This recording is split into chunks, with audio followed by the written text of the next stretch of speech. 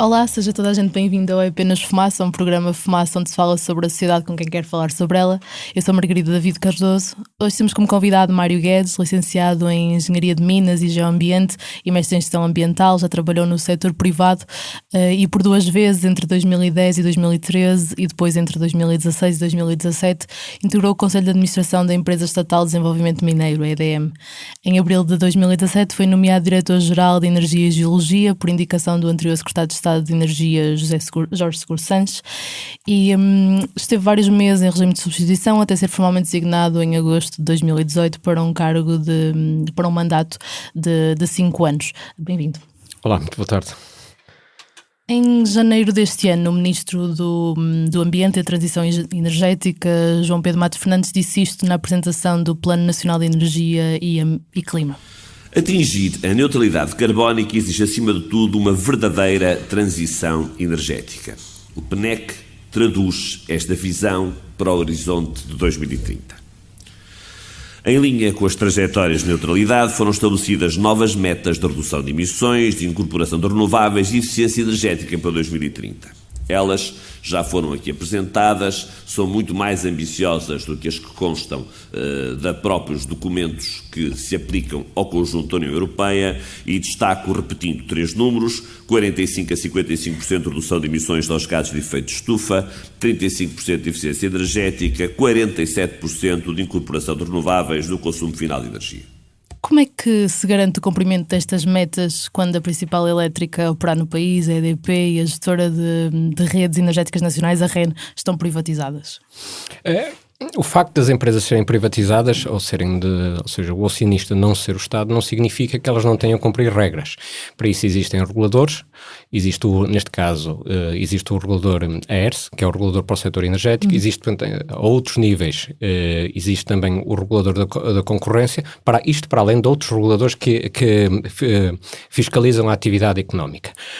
A par disto, existem também, naturalmente, os órgãos de competência direta e indireta do Estado, que são as entidades que aplicam a legislação e condicionam a atividade das próprias empresas. O facto das empresas serem privadas, do ponto de vista prático, não tem qualquer implicação relativamente à questão das metas e a sua aplicabilidade, porque essa é definida por um regime legal e um regime regulatório para o setor. Ser neutro em carbono, só para explicar, não significa só utilizar energias renováveis até 2050, neste caso. Significa ter que haver um balanço neutro entre os gases emitidos e os removidos, por exemplo, através da absorção pelas florestas. É isso que se chama neutralidade carbónica e por isso é que o Governo já criou um roteiro com linhas orientadoras. No final de setembro de 2015, há precisamente 4 anos, o Governo PSD-CDS integrou à Australis Oil and Gas os direitos de prospecção, pesquisa, desenvolvimento e produção de petróleo e gás natural em 2 concessões que abrangem 18 concelhos da Zona Centro. É coerente manter estes resultados ou manter contratos deste género, defendendo ao mesmo tempo a descarbonização? Eu acho que sim, não tenho grandes dúvidas em relação a isso. Para já, antes de mais, gostava só de acrescentar aqui uma coisa relativamente à questão da prospecção, da pesquisa e prospecção de petróleo. Neste caso aqui nem sequer estaremos a falar muito de petróleo, estaremos provavelmente a falar mais de gás. De gás petróleo, sim. Nós em Portugal não temos histórico ou indícios geologicamente ou suficientemente fortes que nos indicam a existência desse recurso. Mas independentemente dele existir ou não existir em Portugal, que seria uma outra vertente, a questão é que nós, nos próximos 30 anos, a economia mundial, e vou falar antes do ponto de vista de uma lógica mundial que é muito mais abrangente que a situação de Portugal, nós vamos continuar a necessitar claramente de gás natural. Aqui, do ponto de vista estritamente e especificamente naquilo que se refere ao Plano Nacional para a Neutralidade Carbónica e a existência ou não, ou a possibilidade ou não, de se explorar gás em Portugal, claramente que não estão em caminhos em sentidos contrários. Nós vamos continuar a explorar e a consumir gás natural. Disso não tínhamos qualquer dúvida nenhuma, nomeadamente, nem sequer vou falar da parte da mobilidade, mas, por exemplo, ao nível das centrais de gás, que vão ter que continuar a existir, nem que seja por uma questão de segurança de abastecimento. A única diferença é se preferimos importar gás ou produzir, ou procurar a oportunidade de produzir gás em Portugal. Do ponto de vista geológico, e isto é apenas uma mera opinião muito pessoal e valerá o que valerá, novamente, a probabilidade de nós encontrarmos gás em Portugal é particularmente reduzida, por isso não me parece que isso sequer seja um dos aspectos fundamentais, porque nós podemos encontrar, pode existir gás em Portugal, economicamente explorável, mas o país também pode tomar a decisão por um sem número de outros motivos, porque ambientalmente pode não ser vantajoso, socialmente pode não ser vantajoso, não explorar esse mesmo gás. Por isso, são situações, eu colocaria isto em dois patamares completamente diferentes. Se estivesse hoje na DGEC, como é que lidava com estes contratos? Isso é uma pergunta particularmente difícil e particularmente ingrata. O que eu lhe posso dizer é aquilo que eu fiz até à altura, ou seja, até à data em que saí, no período em que as competências relativamente à pesquisa, prospecção e produção e exploração de petróleo esteve na Direção-Geral, que foi de um período bastante curto, de aproximadamente 3 meses. Aqui as direções gerais, aquilo que estão comprometidas do ponto de vista legal é cumprirem a legislação, neste caso o respeito dos contratos, e as empresas têm estabelecido nos contratos os trabalhos que são obrigados a realizar e demais condicionantes que terão de respeitar. Basicamente é essa a função da administração pública direta. A administração pública não pode por si só ou individualmente tomar medidas que vão contrárias à legislação, isto, ou contra o direito, ou contra o Estado de Direito em que vivemos. Certo. Então vamos precisamente falar desses contratos celebrados pelo Estado. No final de 2004, para compensar a EDP pela extinção antecipada de contratos de venda de energia em 32 centrais de produção, na sequência da criação do mercado ibérico de eletricidade, foram legislados os contratos conhecidos por CMEC, os custos de manutenção de equilíbrio contratual. Passaram-se 3 anos até entrarem efetivamente em vigor, em julho de 2007, quando titulava a pasta da energia o Ministro da Economia, Manuel Pinho. Caso os CMECs vigorassem durante o período previsto pela lei, entre 2007 e 2027, os consumidores de energia pagariam 510 milhões de euros a mais à EDP, concluiu a ERSE, a entidade reguladora dos serviços energéticos, num relatório entregue ao Governo em 2017. Até 2017, o Governo e a ERSE estimaram que a elétrica tenha recebido pelo menos 285 milhões de euros em rendas excessivas neste regime de CMEC.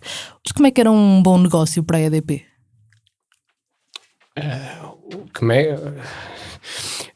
Este é um assunto particularmente complexo e basta pensar que houve uma comissão parlamentar de inquérito que durou durante mais de um ano e que teve mais de 100 pessoas ouvidas, e digamos que o relatório final, apesar de apontar a muitos caminhos e muitas linhas, não houve sequer um grande consenso relativamente às conclusões, designadamente em relação à questão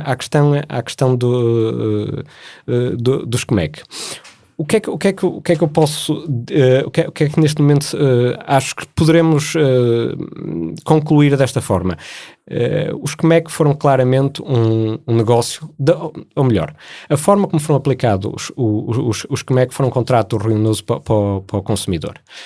Não estou a dizer que na sua origem a intenção ou a forma como estariam pensados a serem aplicados não seria correta. Não, estou a dizer que da forma como foram aplicados foram claramente um negócio ruinoso para o consumidor, e isso basta ver precisamente nesse estudo que a ERSE fez publicar, mas não é só esse, há um sem número mais de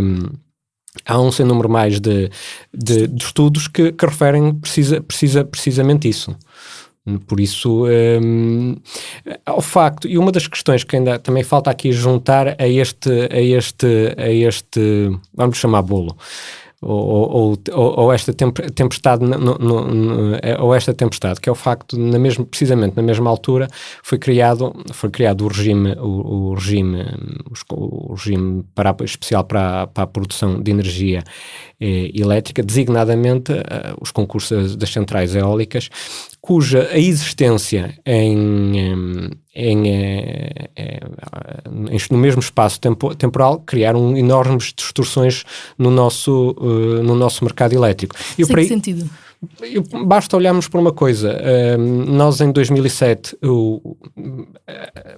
voltando um bocadinho atrás, o Sistema Elétrico Nacional é uma figura que, digamos que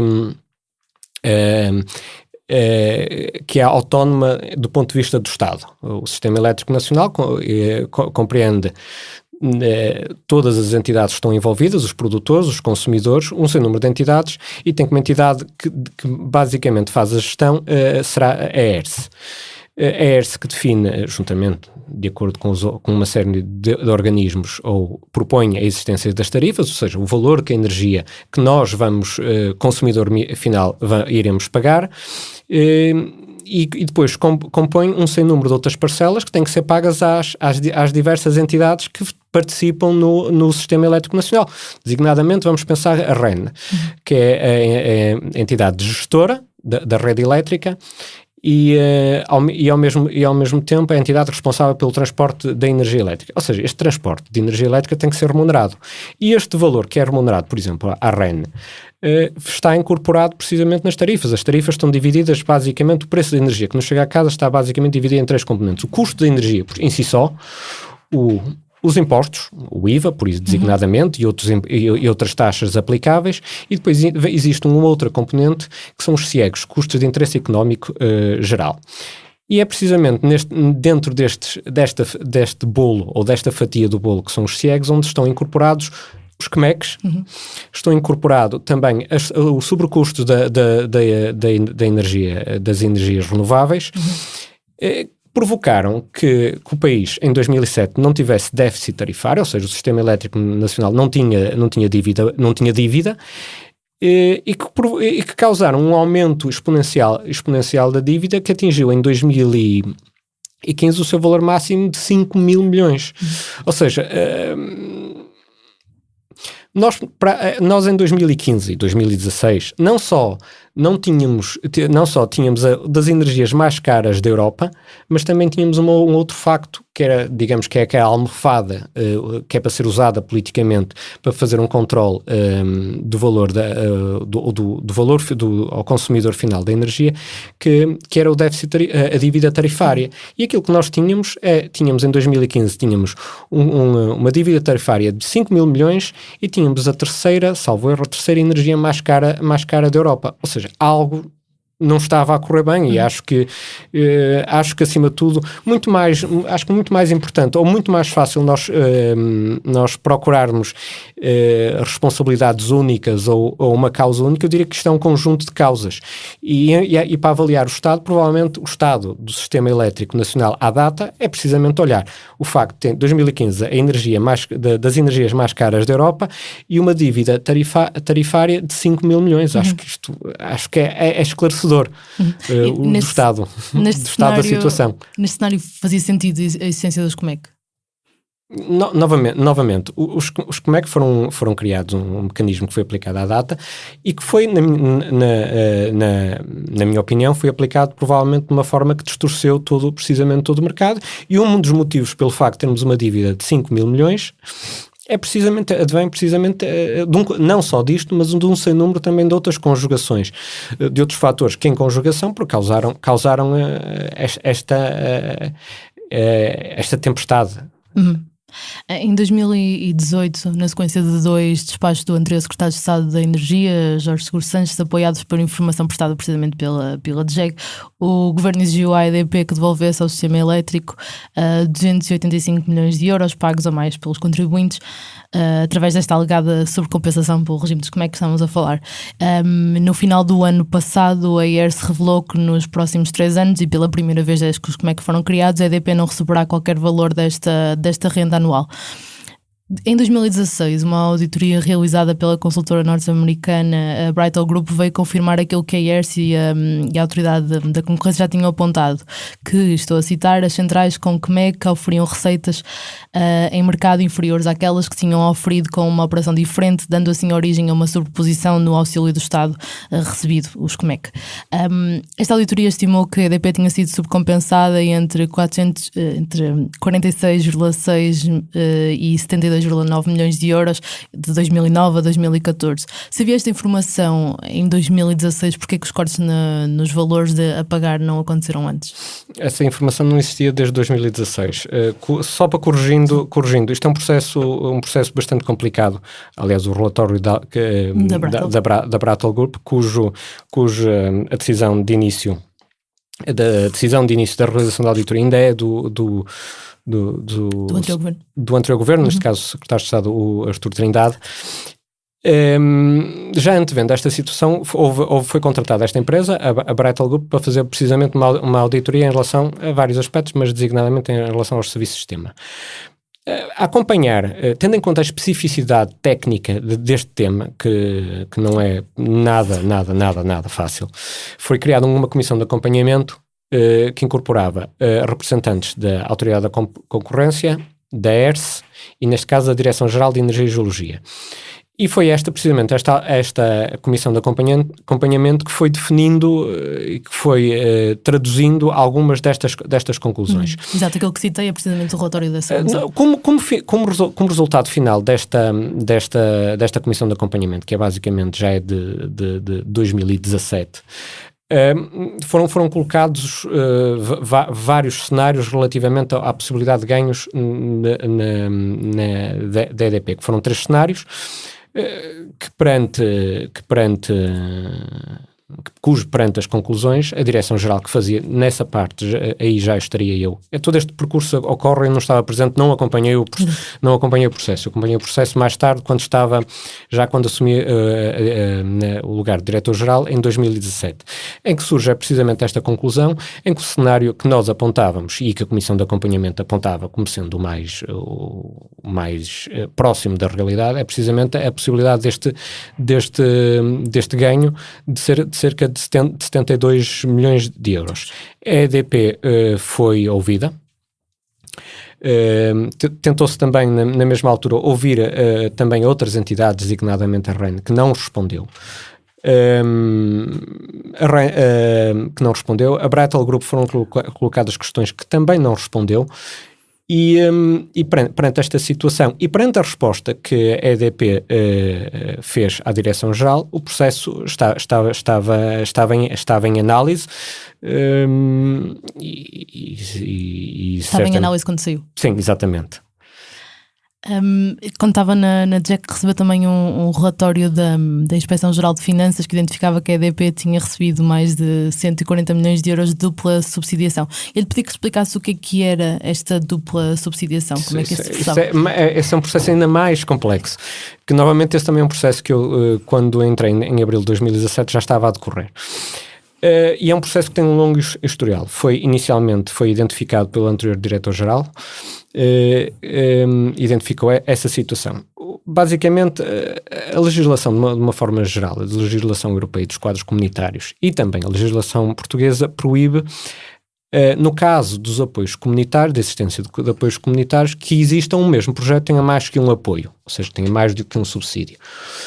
Aqui o que se veio a revelar é que a maior parte, ou uma boa parte dos projetos energéticos que existiam em Portugal, designadamente as eólicas, tinham já incorporado, foram subsidiados por apoios comunitários, e estamos a falar já desde 96, e foi esse levantamento que a Direção-Geral fez,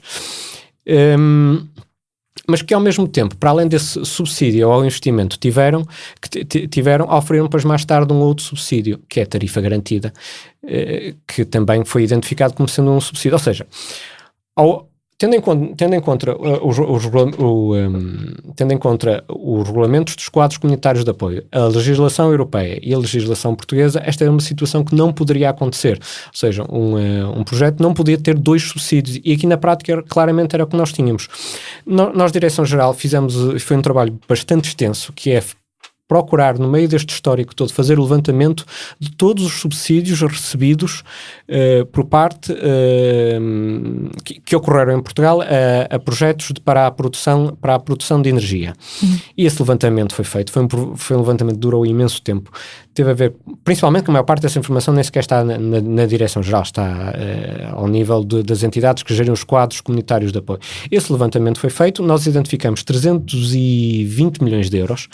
Mais tarde, este valor foi proposto, ou foi informado o Sr. Secretário de Estado, que na altura, em concordância, salvo erro, com o Sr. Ministro da Economia, também pediram, então, uma auditoria à Inspeção-Geral de Finanças, no sentido de aferir e confirmar este valor que a Direção-Geral tinha levantado. E depois chegamos e depois veio esse relatório, esse relatório concluiu que o valor não eram os tais 330 milhões, mas eram 300 milhões de euros. E este é o valor que ficou, para já, que ficou como apontado. Novamente, este é o valor que foi recebido em termos de subsídios. Há projetos elétricos que receberam, em cima disto, um valor semelhante ou equivalente em termos de subsídio, outros terão recebido em termos de tarifa, outros terão recebido mais, outros terão recebido menos. Agora, depois esse trabalho que também a Direção-Geral depois fez também, em que para cada um dos projetos foi precisamente identificar qual era o valor que eles receberam de tarifa ao longo da existência toda do projeto. E o que aconteceu aos resultados deste estudo? O que é que foi feito com Não isso? lhe sei dizer. Eu recebi esta auditoria da EGF com a confirmação destes valores 2 dias antes de sair da Direção-Geral. Por isso não sei dizer, entretanto, qual foi o percurso. Porque era precisamente um dos objetivos do plano de atividades de 2018, acabar com estas tarifas chamadas feed-in. Era um dos seus objetivos quando entrou para a DGEC. Não, independentemente da minha opinião, a Direção-Geral não tem direito à opinião. Segue instruções e para além das instruções, ainda mais importante que as instruções, cumpre a legislação, e é precisamente isso que estávamos a fazer. Não é por vontade de pessoa A, B ou C que as coisas poderão ocorrer. Ou seja, estes são processos que estavam a decorrer. Neste caso, quando eu já estavam na fase inicial, alguns na fase inicial a decorrer, outros já estavam mais avançados, e basicamente o que a Direção-Geral, e o que nós fizemos, o que eu fiz enquanto estive na Direção-Geral foi precisamente isso, e estes eram 2 dossiês que infelizmente não ficaram acabados em tempo útil, não é? Queria precisamente perguntar-lhe o que é que deixou de fazer, que gostaria de ter feito quando estava na Direção-Geral, por o seu mandato ter sido interrompido ou por outras condicionantes? Isso é uma pergunta muito pessoal. Eu acho que, independentemente da Direção-Geral, na prática estamos a falar de 4 direções gerais. Nós chamamos-lhe Direção-Geral de Energia e Geologia. Não, é muito mais do que isso. Tecnicamente são 4. São quatro direções gerais.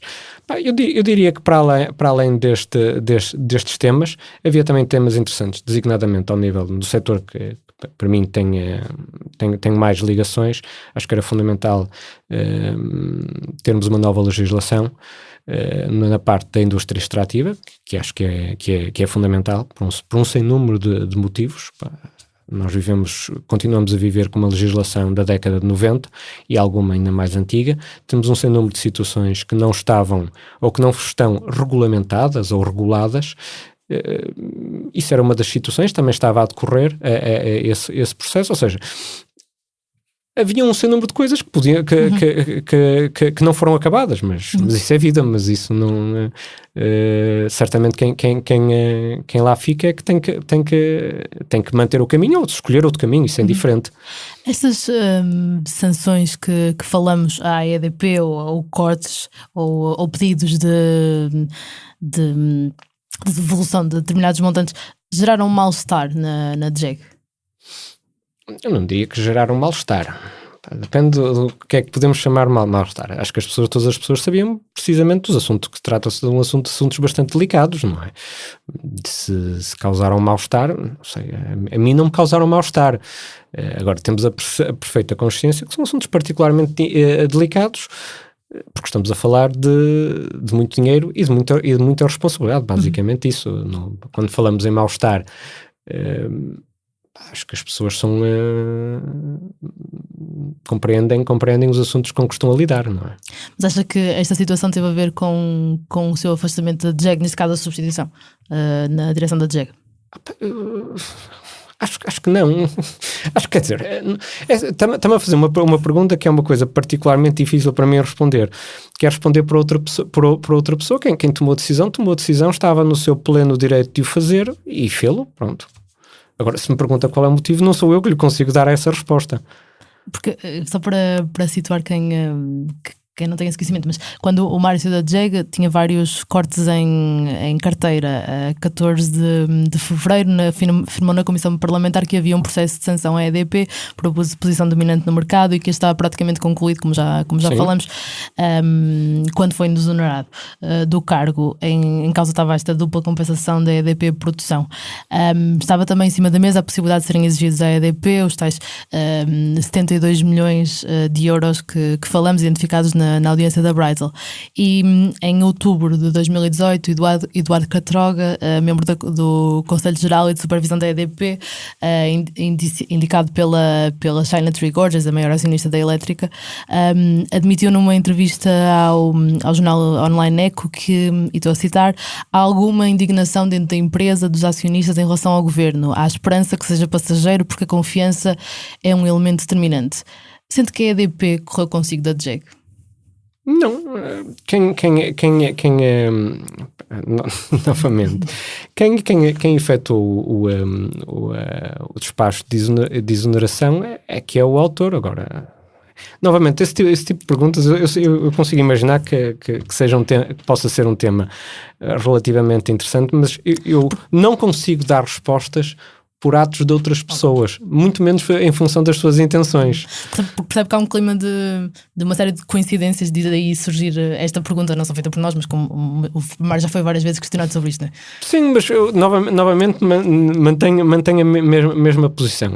Acho que não era do ponto de vista ético da minha parte estar sequer a tentar imaginar o que é que vai na cabeça das outras pessoas. Eu fui habituado a achar que e gosto daquela expressão que de boas intenções estava o inferno cheio e o que interessa são os atos. Por isso, eu tentar adivinhar as intenções das pessoas não parece minimamente, não consigo ler a mente das outras pessoas, às vezes gostaria muito, mas não consigo, por isso não consigo dar uma resposta em relação a isso. Em março de 2018, Jorge Seguro Santos pediu ao Ministério das Finanças que mandatasse a Inspeção-Geral das Finanças apurar o valor desta dupla subsidiação, como falamos, também atribuída não só ao caso da EDP, mas atribuída a mais de 150 produtores de energia renovável e operadores de outras tecnologias nos últimos 20 anos. Ou seja, não só olhando para a EDP, como tínhamos falado, mas para os outros produtores. Em novembro, a inspeção chegou a um valor muito próximo dos 300 milhões de euros. Este corte ficou nas mãos de João Galamba, do atual secretário de Estado, e do novo diretor de Energia e Geologia que o substituiu, João Bernardo. Sabe o que aconteceu, entretanto? Não lhe sei dizer. Não lhe consigo, não lhe consigo dizer, muito sinceramente não faço a mínima ideia. Mas sente que, além da sua saída prematura, ou seja, porque havia um mandato de 5 anos, houve outros condicionantes para não ter feito aquilo a que se propunha quando entrou na JEG? Ou seja, condicionantes de funcionamento. Era um bocadinho que olhasse para... Voltando, hoje vou dizer aqui uma coisa. Para mim, quando fui convidado para ser diretor-geral, confesso que na altura tive uma enormíssima surpresa, porque era algo que eu nunca na minha vida esperava que acontecesse, ou sequer que uma vez ambicionasse, para já porque não faz parte do meu feitio este tipo de situações. Mas na altura foi precisamente uma ambição, foi um desafio que me foi colocado, e aceitei-o, porque aceito todos os desafios. Mais tarde, depois quando foi aberto a candidatura através da CRESAP, resolvi candidatar-me porque achei que tinha reunidas as condições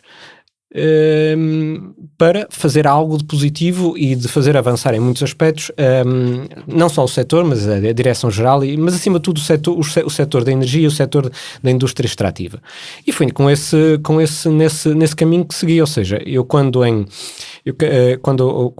se realizou o concurso na primeira metade de 2018. Sim, sim, foi lançado em fevereiro. E quando foi, o processo tem várias fases de candidatura, inclusive tenho uma entrevista. Eu quando fui nomeado em regime definitivo, naturalmente esperava estar os 5 anos, que é para fazer um sem número, naturalmente tinha um roteiro ao nível daquilo que eu acho que deve ser a administração pública. E a administração pública em Portugal tem que mudar. E há locais onde muda, e tem mudado imenso. Eu, por isso, gosto de olhar sempre a lógica do simplex, que é das formas mais interessantes como a administração se relaciona com o cidadão, ou se quisermos com o cliente. E acho que isto havia coisas que também na Direção-Geral deveriam ser sido feitas, e isto está no âmbito da atividade do próprio Diretor-Geral. Consegue dar alguns exemplos práticos? Eu começo logo pelo site da Direção-Geral, que eu continuo a achar que é uma coisa que não funciona, mas muito mais do que isso, porque o site é só uma porta de entrada, é precisamente tudo o resto. E o objetivo à data tinha-se era desmaterializar por completo todo o funcionamento da Direção-Geral, ou seja, as pessoas não necessitariam de dirigir à Direção-Geral meramente através de uma plataforma eletrónica, de um site, poderiam tratar todos os elementos, requerer o sem número das licenças que a Direção-Geral emite, e são bastantes, e saber em tempo útil, e em tempo, mais do que em tempo útil, em tempo real, o estado do seu processo, e de forma a termos o seu problema, o seu pedido resolvido o mais depressa possível. Acho que, acima de tudo, esse é o grande desafio da administração pública, não é da Direção-Geral só, é da administração pública de uma forma geral, se conseguir responder em tempo útil às empresas e aos cidadãos, que é o que é importante, é o cliente, do ponto de vista geral. Se pensarmos isso no nosso operador de telefone móvel, se não estamos contentes, mudamos para outro. A administração pública tem esta situação que é única, é que as pessoas não se podem dirigir a outro local, tem que ser precisamente, se precisam só de uma licença específica, sei lá, para o uso de explosivos nas pedreiras. O parecer tem que ver da Direção-Geral e não podem vir pedir, não podem fazer um pedido a nenhuma outra entidade.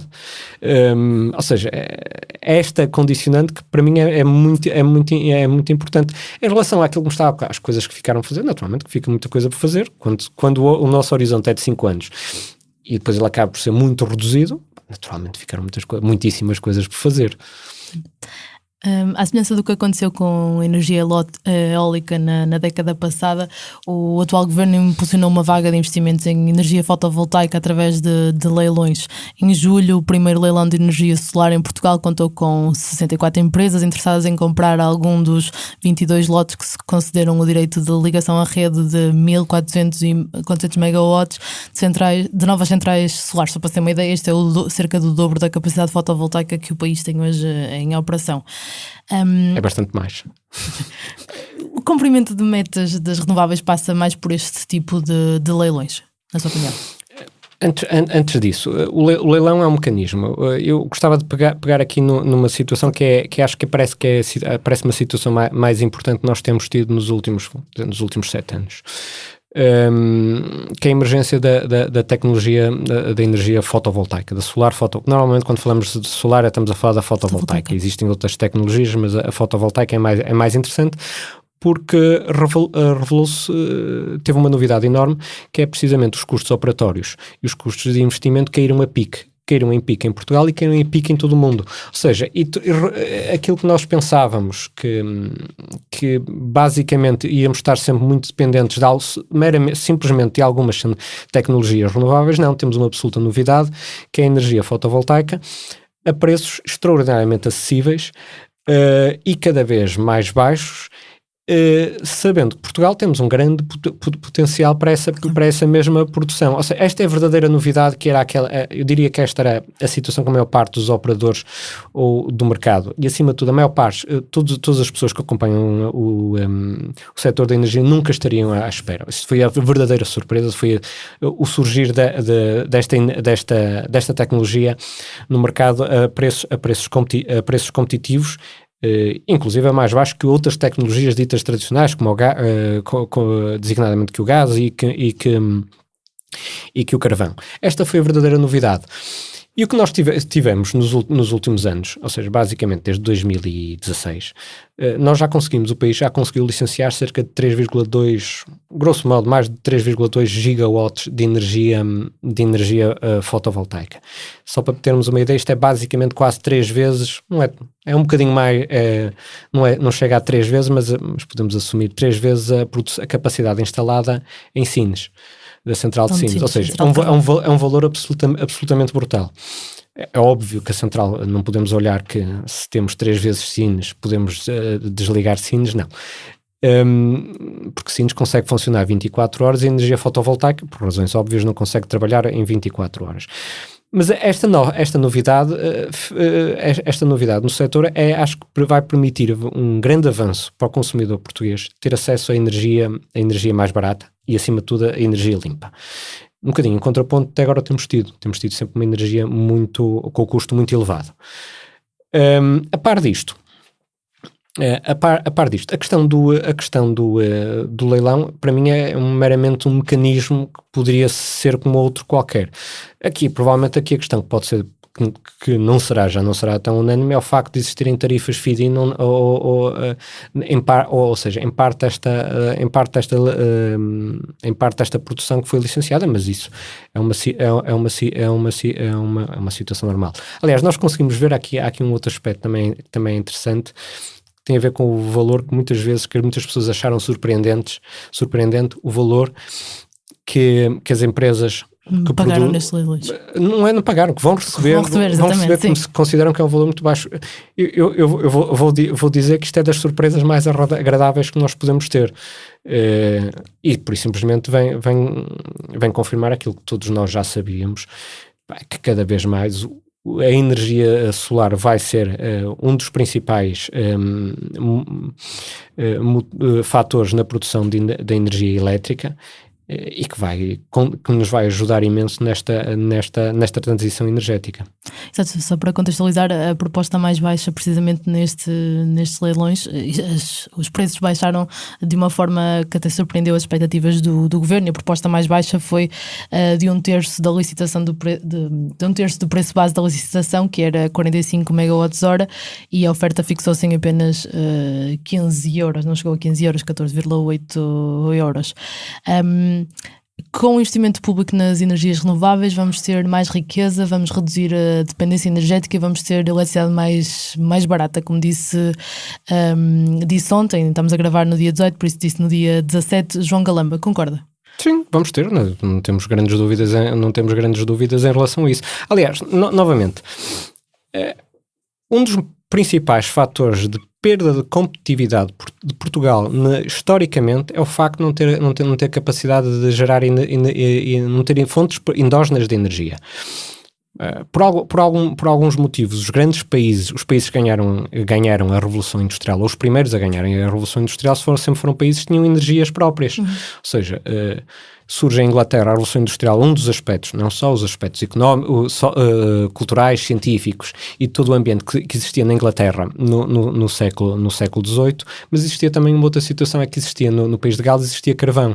E isto depois acontece da mesma forma dos Estados Unidos. Os Estados Unidos transforma-se na potência no século XIX da forma que é, porque tinha grandes reservas de carvão, e depois mais tarde, no século XX, com a entrada do petróleo e do gás, foi precisamente um dos motores precisamente do seu desenvolvimento económico. Ora, Portugal sempre teve este enormíssimo problema.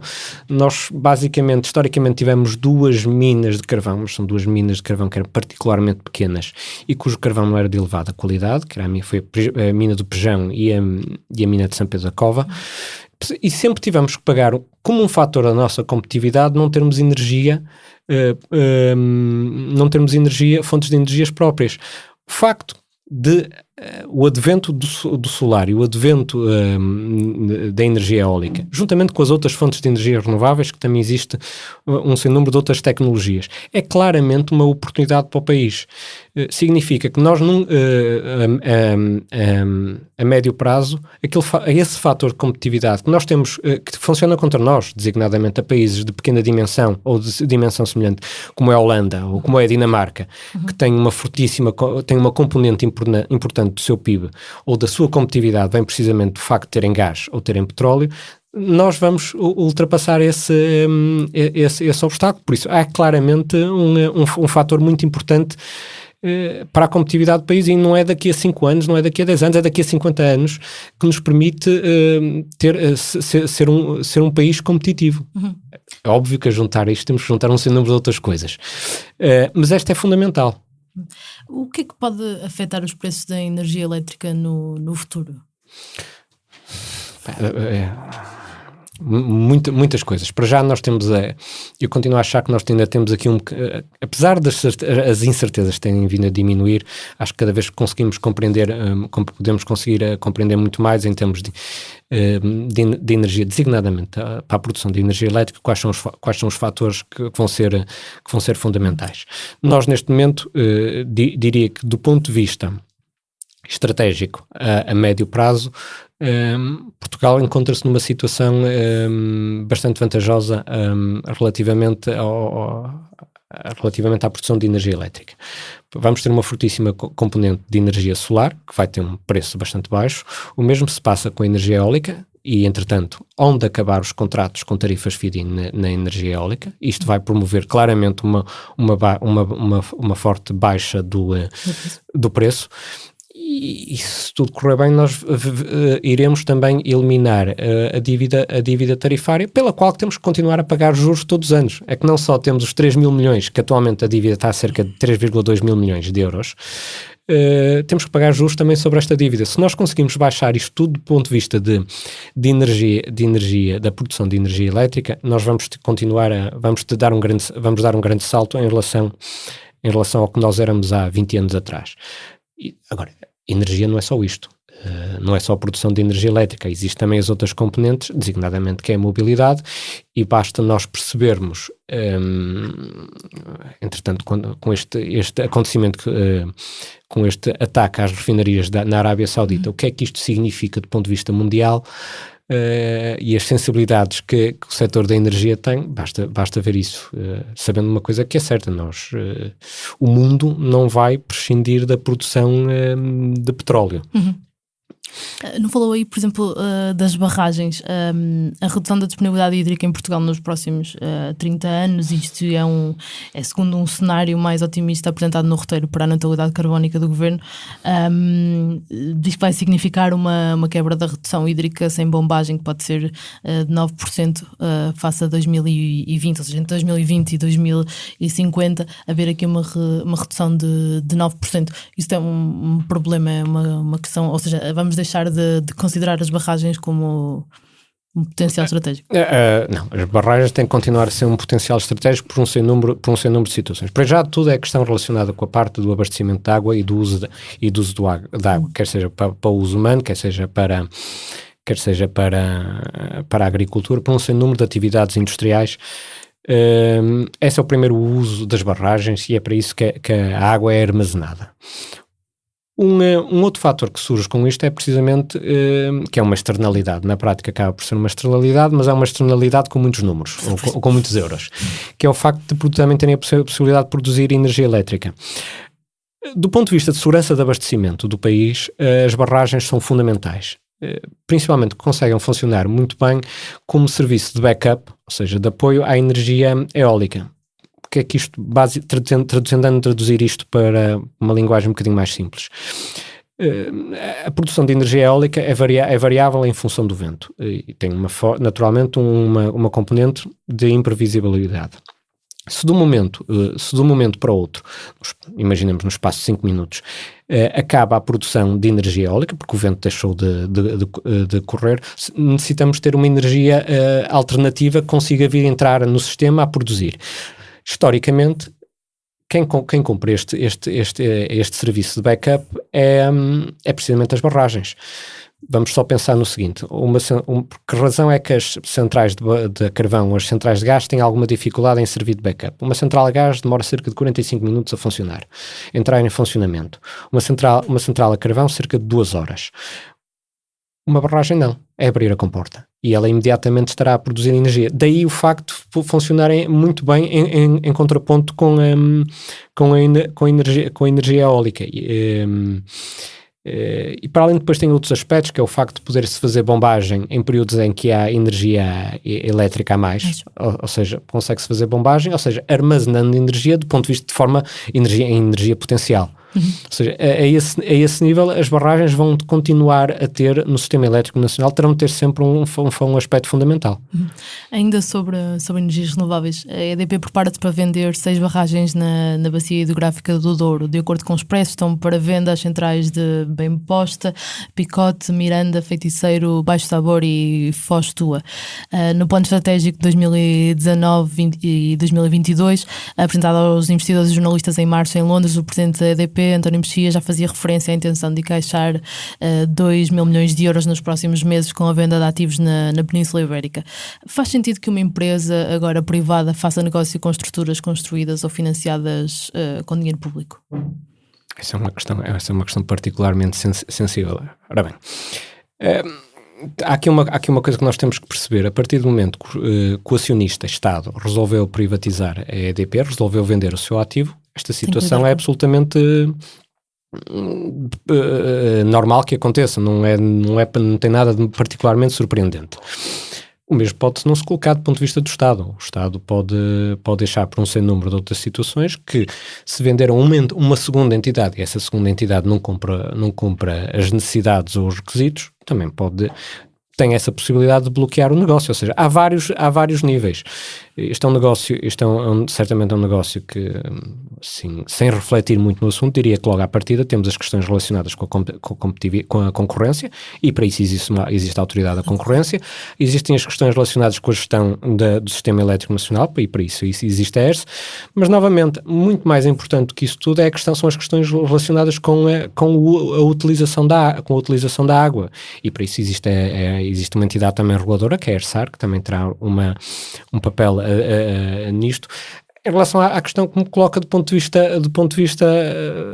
vista, eu vou-lhe chamar académico, o Estado acionista, a partir do momento que resolveu vender o ativo que tinha, sabia que isto existia sempre uma probabilidade de ocorrer.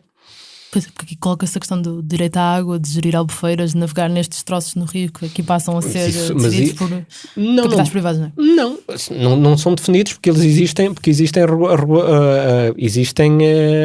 regulamentação para isso. E designadamente, e aqui ao nível da parte hídrica, existe a ERSAR, existe uma entidade reguladora que faz isto, existe a APA, que funciona como entidade concedente. Ou seja, levando isto a um extremo ou levando isto a um limite, não existe entre a empresa entre o proprietário da barragem ser a empresa A ou a empresa B, no limite ou do ponto de vista teórico não há diferença nenhuma. A nova lei de bases de pesquisa e aproveitamento de recursos geológicos diz no seu ponto 11 que, estou a citar, os contratos que atribuam direitos de prospecção e pesquisa, exploração experimental ou de concessão de direitos de exploração de recursos geológicos estabelecem obrigatoriamente uma ou mais garantias financeiras que assegurem cumprimento do contrato, a recuperação paisagística da área abrangida e o encerramento da exploração. Esta lei, aprovada em 2015, nunca foi regulamentada. Assim sendo, como é que a DGEC sabe que uma empresa, quem dá direitos de concessão de prospecção ou de exploração, tem condições para cumprir o contrato que assinou com o Estado? Pois, essa é uma das questões mais importantes e que não está regulamentada, essa das questões graves. Eu, novamente, esta lei, a Lei 54 de 2015, eu já disse isto várias vezes publicamente, é um absoluto desastre.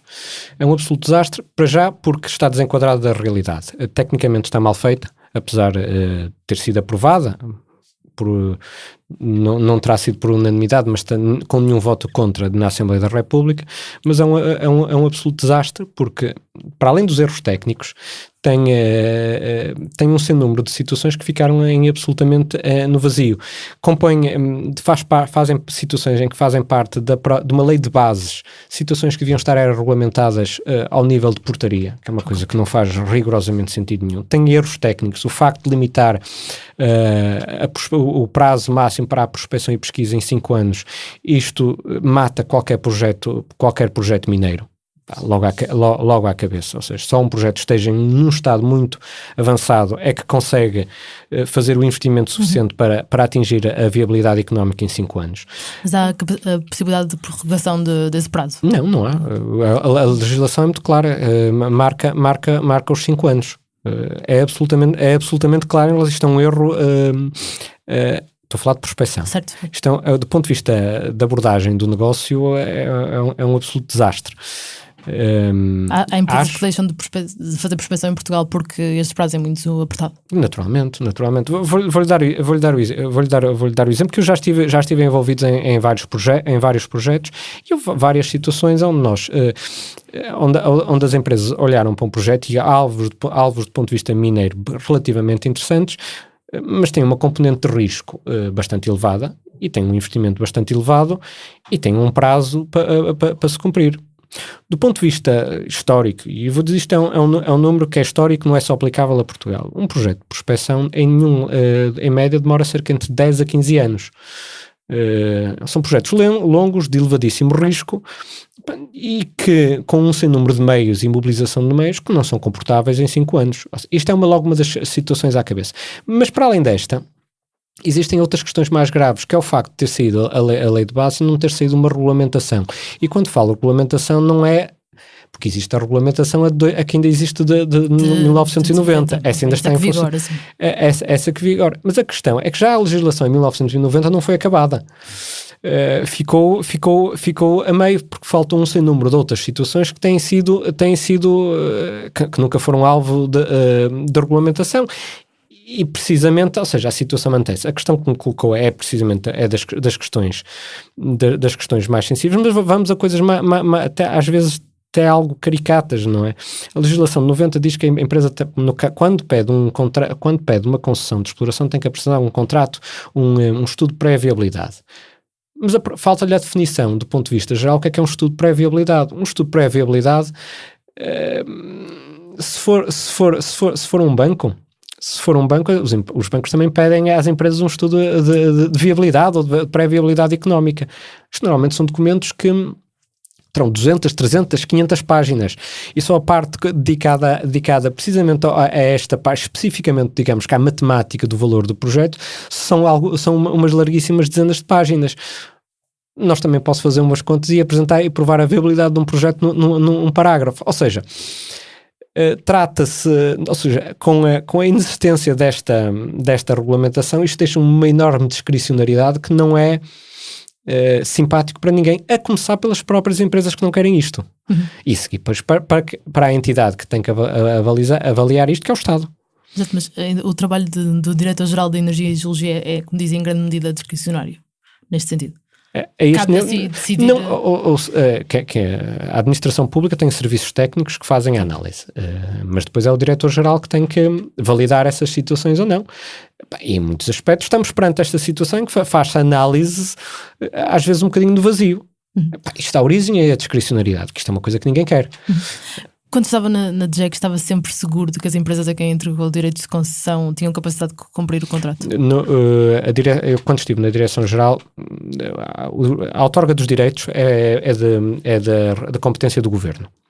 E neste caso, enquanto eu estive na Direção-Geral, a outorga dos direitos, ou seja, tem que ser sempre parte do Governo. Certo. O papel da Direção-Geral é preparar os dossiês que são tendentes precisamente que validem a decisão que preparem a decisão do Secretário de Estado. Aqueles em que eu estive envolvido, não tenho menor dúvida em relação a isso.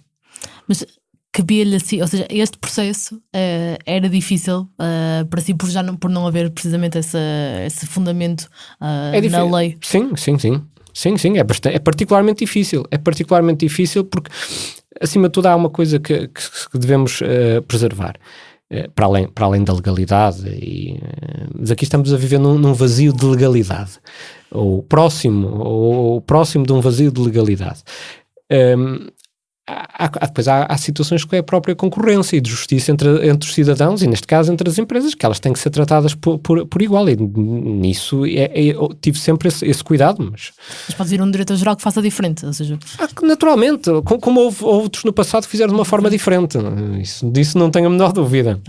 A mesma lei que carece de regulamentação define no seu artigo 56 que a exploração de recursos geológicos fica sujeita ao pagamento de encargos de exploração, são contrapartidas que o titular dos direitos de prospecção ou exploração... Para falar já é de outra situação. Os encargos de exploração não estão definidos. Devia haver poderia ser através de portaria, uma forma de cálculo dos encargos de prospecção ou dos encargos de exploração. Como é que são definidas essas contrapartidas que as empresas têm que dar nos territórios? O que a Direção-Geral tem feito, tem mais ou menos um critério e procura usar mais ou menos esse critério junto das empresas. Ou seja, o que é que isto leva?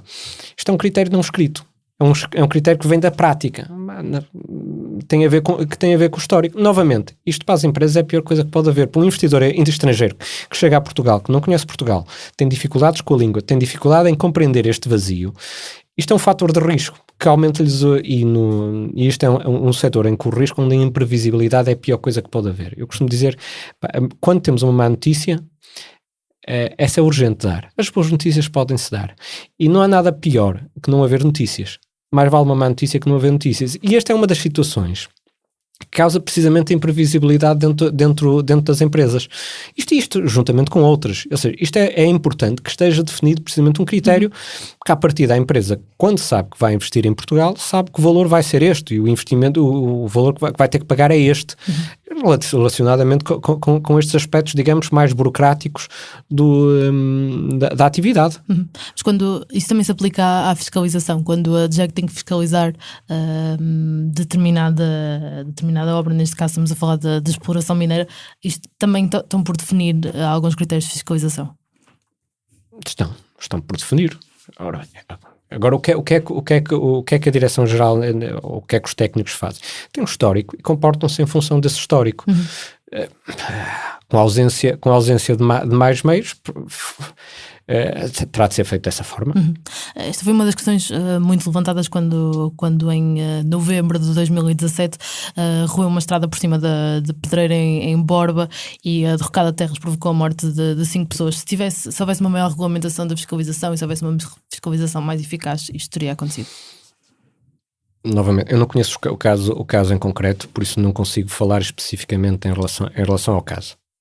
Sim, já foi depois de ter saído do... Não, mas foi 2 dias depois. Foi 2 dias depois, ou seja, por isso, eu em relação ao que ocorreu, sei precisamente aquilo que vem na comunicação social. Não tenho nenhuma fonte, não tenho mais detalhes para além daquilo que vem da comunicação social. Isto começa logo por ser um facto bastante estranho. Para mim, enquanto que fui diretor-geral até 2 dias antes do ocorrido, o facto de não ter qualquer informação em relação àquela situação é-me particularmente grave, considero particularmente grave. A segunda situação que me coloca, se existem meios para a fiscalização. Claro que existem, mas isso é absolutamente claro. Isso foi uma das situações que foi identificada desde há muito tempo. Mas isso é um mal que abrange a administração pública do ponto de vista geral, que é a escassez de meios, às vezes meios humanos, e acima de tudo também da organização. As próprias estruturas têm falta de organização. Uns dias antes o Mário tinha informado o secretário de Estado, Seguro Sanches, que havia atrasos incomportáveis, uns dias antes não, há algum tempo antes da tragédia de Borba, que bastante antes. Havia atrasos incomportáveis e irregularidades graves nos processos de fiscalização feitos pela Direção de Minas e Pedreiras. Isto era uma situação que o preocupava, ou percebia que havia ali um vazio. Eu salvo erro, em agosto de 2017, em agosto de 2017, ao fim de 3 meses na Direção-Geral, percebi-me que havia claramente deficiências de funcionamento. E perante estas dificuldades de funcionamento, ou seja, e da própria organização da estrutura, aquilo que eu pedi na altura, requeri junto do Sr. Secretário de Estado, e ele por sua vez encaminhou na altura para o Ministro Caldeira Cabral da Economia, foi requerer junto dos serviços competentes neste caso, que é a Secretaria-Geral do Ministério da Economia, a realização de uma auditoria precisamente nesse sentido, de se identificar falhas de funcionamento e de melhorar práticas. Era precisamente nesse sentido. Chegou a receber os resultados desta auditoria? Recebi o relatório preliminar em audiência prévia. Mas até, ou seja, não, eu recebi só cronologia. Eu pedi em agosto de 2017 a realização da auditoria. O pedido foi aceito. A auditoria, entretanto, reuni com todos os técnicos da Direção-Geral, desta Direção de Serviços, todos os técnicos e, aliás, com todo o staff destas direções de serviços, a explicar-lhes o motivo pelo qual ia ser feita a auditoria. Ela deu-se início, ela demorou bastante tempo, ou teve um prazo, teve alguns tempo em que os avanços foram relativamente reduzidos, e salvo erro, em outubro de 2018, é que recebi o relatório preliminar em fase de audiência prévia para me pronunciar. Eu, na altura, até pedi um prazo, salvo erro, de 5 dias, e inclusive face à extensão e face às dúvidas que eu tinha ali, pedi junto dos autores do relatório um período alargado de mais 15 dias para responder precisamente àquele relatório de auditoria. Mas, entretanto, saí. Mas aquele relatório da auditoria, quais eram as conclusões? Eu confesso que não me recordo com muito detalhe em relação ao relatório. Mas também não sei qual é o relatório definitivo. Acho que esse é que faria sentido. Debruçar-nos e analisá-lo, mas novamente eu não me recordo, já estou um bocadinho a falar de memória, porque eu já não me recordo, isso já passaram alguns meses, e não me recordo com detalhe, mas apontava algumas falhas de funcionamento. O Governo anunciou que ia lançar um concurso público internacional para a exploração de lítio em Portugal antes das eleições de... Não é para a exploração, é para a prospecção. Para a prospecção, exatamente. Desculpe. De lítio em Portugal antes das eleições de outubro. No início de setembro, o Ministério do Ambiente e da Transição Energética disse ao público que o concurso, estou a citar, será lançado garantidamente em 2019, mas só depois da regulamentação da lei de bases que falávamos há pouco. Se não houvesse eleições a 6 de outubro e ao mesmo tempo um aumento da contestação de populações e autarcas contra estes projetos, o Governo não tinha regulamentado a lei? Não lhe sei dizer. não lhe sei dizer. Há aqui uma coisa, fazer um regulamento de base, ou seja, regulamentar a lei. Não é só fazer um mero regulamento, não é fazer um copy-paste daquilo que foi do decreto-lei de 88-90. Não é só regulamentar, não é fazer um copy-paste, ou seja, e isto é um trabalho que tem que ser o setor a realizar, que é um trabalho de reflexão sobre a estrutura que a nova legislação tem que ter. E que vão destes aspectos que eu estava a comentar aqui, que têm que ser regulamentados. Mas há um sem número outros deles, designadamente ao nível dos diretores técnicos. O que é necessário para... mesmo a própria atividade de diretor técnico é extraordinariamente importante que seja densificada, não seja somente da forma como está agora. Há outras situações que têm que se avançar. Acima de tudo, o que nós necessitávamos aqui é de uma legislação que esteja preparada.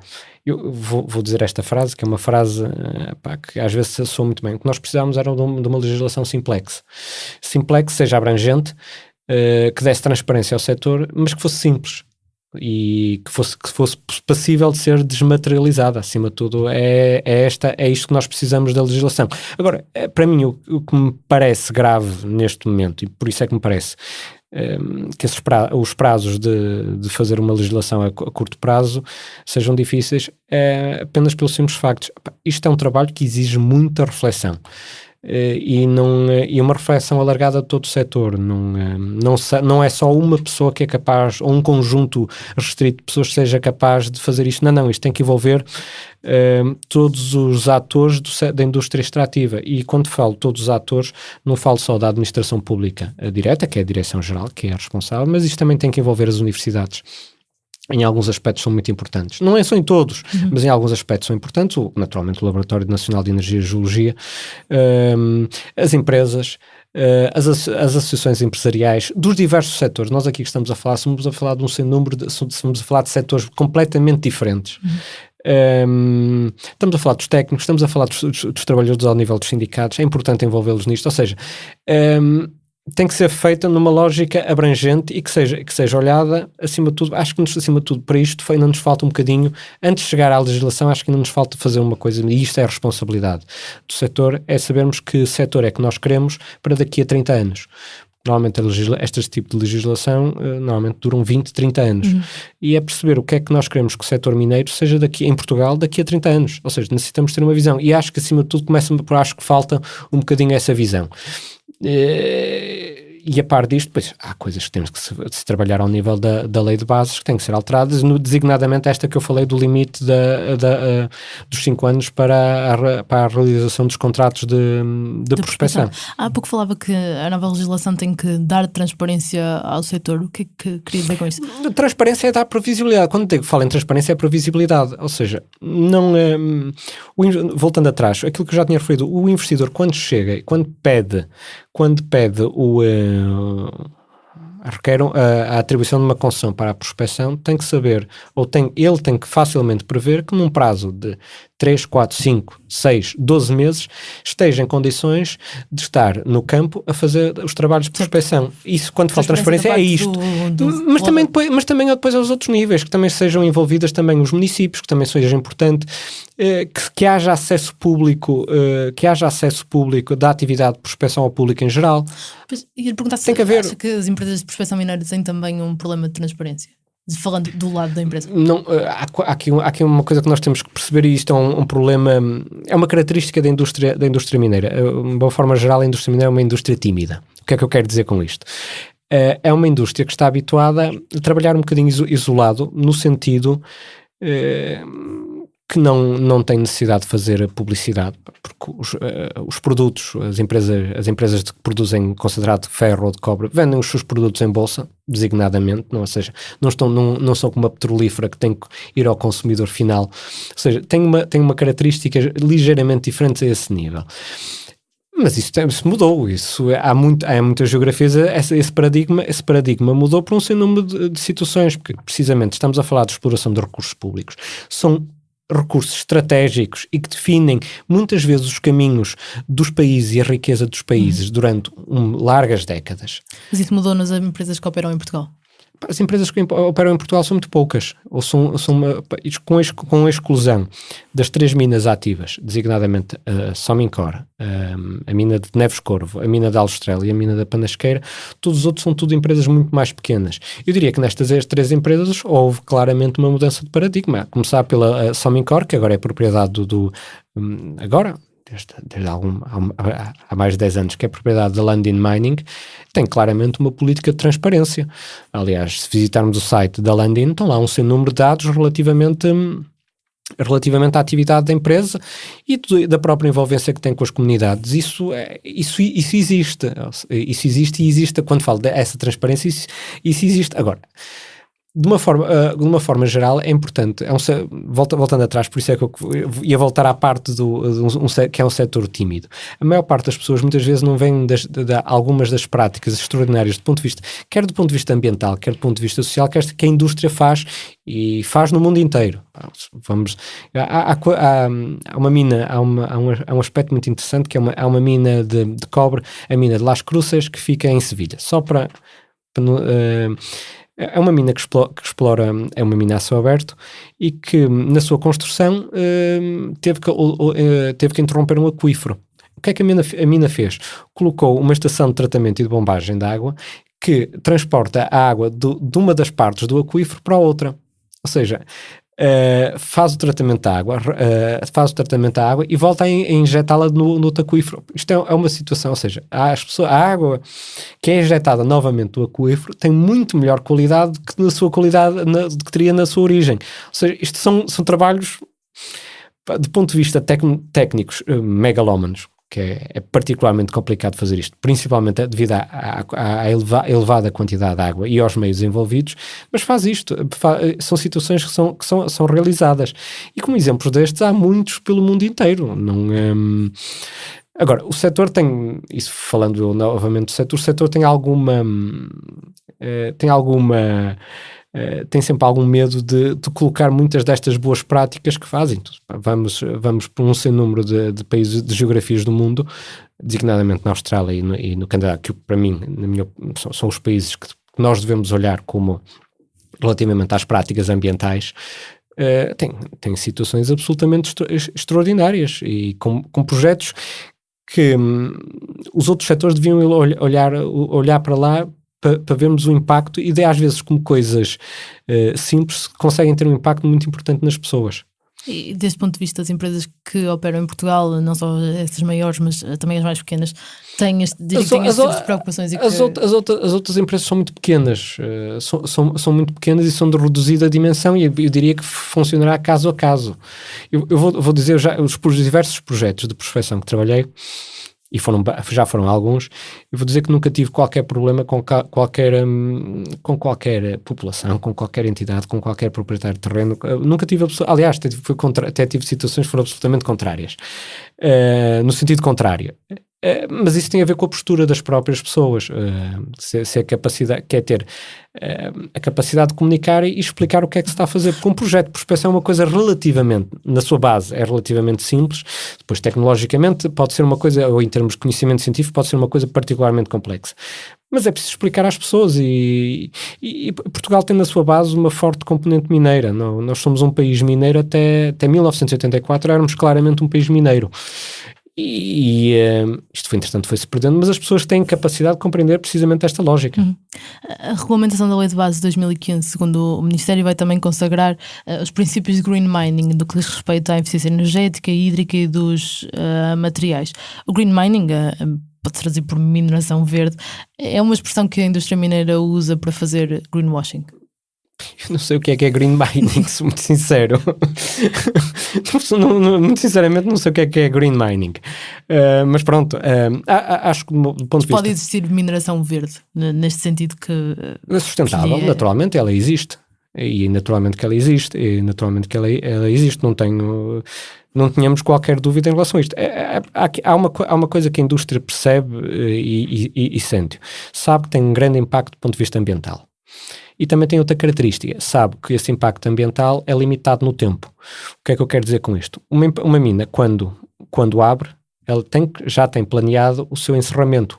O proprietário da mina já sabe, tem uma previsão de quando é que vai encerrar. E a atualização deste plano de fecho é sempre realizada e vai sendo atualizado.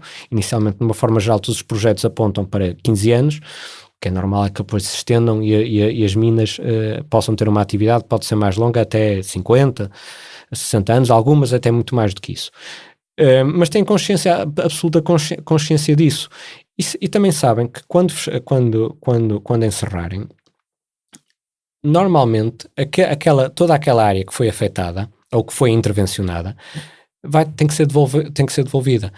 Pode ser devolvida novamente à natureza, isso ia haver uma ocupação natural, e isso aconteceu em muitos casos do país. Há outras situações é que é devolvida à ocupação humana. E é neste sentido que é uma coisa que o setor tem precisamente consciência disso. Em relação às outras situações, são as situações que são as típicas da atividade industrial. Cada vez mais, qualquer empresa de ramo industrial, o que é que lhe interessa? Reduzir o consumo de energia, reduzir os consumos de água, porque para eles tem não só pela preocupação ambiental que isso lhes traz, mas também porque isso também é dinheiro. Também lhes afeta diretamente, impacta positivamente e diretamente o resultado económico. Uma última questão. Durante quase 90 anos foram depositados no cabeço do peão por várias empresas de resíduos mineiros provenientes das minas da Panasqueira. Em 2005 estes terrenos foram doados à Câmara Municipal do Fundão, que queria fazer aí um projeto de requalificação da área. Agora, em julho, o autarca do Fundão, Paulo Fernandes, do PST, foi ao Parlamento lamentar o facto das minas da Panasqueira não estarem incluídas no plano de requalificação ambiental das minas abandonadas. Que balanço é que faz deste plano de requalificação das minas que estão inativas? Isso, eu atrevo-me a dizer que isso novamente, por que razão é que eu digo que o setor é tímido e não comunica? Nós em Portugal temos dos programas mais interessantes que foi feito ao nível da requalificação ambiental, não só na parte mineira, mas do ponto de vista da requalificação ambiental. Nós sabemos que há 50 anos ou há 100 anos, as práticas ambientais, todas as indústrias, todas as atividades económicas não têm nada a ver com o que são agora. O que nos ocorreu em 1900, até à década de 90, designadamente em 1984, quando se dá o encerramento da maior parte das minas portuguesas, de acordo com a legislação à data, as empresas não tinham essa obrigação de... Para além de não terem a obrigação, a maior parte delas faliu. Foi um processo de insolvência e, na altura, a principal preocupação até dos governos é a questão fundamental, que é sempre a salvaguarda dos trabalhadores, dos direitos dos trabalhadores, e foi muito focado isso. Os aspectos ambientais foram sempre colocados, digamos, sempre num segundo patamar. E aquilo que o setor em Portugal se apercebeu já durante a década de 90 é que nós tínhamos um sem número de passivos ambientais que era importante resolver. E o modelo que foi criado em Portugal é extraordinariamente interessante e é criado em 2001. Quando foi com a resolução do Conselho de Ministros, foi criada uma concessão para a reabilitação das antigas áreas mineiras abandonadas. E nestas foi classificado um conjunto de áreas que foi feito o levantamento nacional e foram identificadas como estando abandonadas. O programa funciona da seguinte forma. Até o momento, salvo erro, a empresa de desenvolvimento que é a detentora desta concessão, e é uma concessão muito parecida com a concessão mineira do ponto de vista da estrutura jurídica. Já investiu cerca de 100 milhões de euros nesta reabilitação. Eu diria que, de uma forma geral, com exceção de 2, 3 casos, todo este trabalho já foi feito. Estamos a falar de cerca de mais de 190 minas que foram intervencionadas ou vão acabar por ser intervencionadas. As maiores empreitadas já estão terminadas, já estão designadamente as que compreendem as antigas minas de urânio. Falta intervencionar, salvo erro, só a terminar uma das obras. Da Rogeriça Da Rogeriça já foi concluída, as obras da Rogeriça. Agora falta de uma outra mina lá nas proximidades que também já está a ser intervencionada. E acima de tudo a mina de São Domingos, que é muito grande e tem uma especificidade mesmo cultural, paisagística muito diferente e tem uma área que era, atenção, a mina de São Domingos encerrou em 1960, salvo erro. Sim, essa informação que tenho. Só para situar, fica no distrito de Beja, em Mértola. Fica em Mértola. Ou seja, há muitos anos. E o que nós conseguimos, este modelo que o setor desenvolveu, foi feito sem recurso, por exemplo, ao Orçamento do Estado. O Orçamento do Estado não contribuiu para este modelo e recorre, sobretudo, ao financiamento dos fundos comunitários e às receitas provenientes do próprio setor, designadamente dos encargos de exploração. Uhum. Isto é um modelo absolutamente único. Isto permitiu-nos que dentro em breve, e quando falo dentro em breve estamos a falar daqui a 5, 6 anos, todo o passivo ambiental mineiro em Portugal vai estar resolvido. Não há mais nenhuma indústria em Portugal que seja capaz de dizer isso. E estou a falar da indústria química, da metalomecânica, da siderúrgica, da metalúrgica, que seja capaz de dizer que eliminou todos os seus problemas todos os seus problemas e impactos ambientais fruto de há 50, 60 anos atrás. Todas as outras ainda têm o trabalho todo por fazer. Ou seja, esta foi a primeira. Isto é um trabalho que a maior parte das pessoas não conhece. Mas é um trabalho que, em muitos aspectos, não só pelo modelo que foi conseguido, mas do ponto de vista tecnológico, muitas das soluções tecnológicas foram pioneiras. Ou seja, eu diria que isto é um dos bons exemplos que a maior parte das pessoas não conhece, mas isto novamente bate com aquilo que eu estava a dizer. O setor tem alguma tendência para ser tímido e não comunicar. Esta foi mais uma entrevista do Apenas Fumaça, um programa Fumaça onde se fala sobre a cidade com quem quer falar sobre ela. Obrigada, Mário Guedes. Muito obrigado. Esta entrevista foi preparada por mim, Margarida David Cardoso, e pelo Pedro Miguel Santos, que fez também a edição. O Bernardo Afonso foi responsável pelo som e a Joana Batista pelo vídeo e fotografia. Fazem ainda parte da equipa Fumaça Ana Freitas, Frederico Raposo, Maria Almeida, Moutafes, Ricardo Esteves Ribeiro, Sofia Rocha e Tomás Pinho. A música é dos Lotus Fever. Podes ouvir mais entrevistas sobre os temas que estamos a cobrir a propósito das eleições legislativas de outubro em fumaca.pt, no YouTube, Spotify ou na tua aplicação de podcasts. Até já.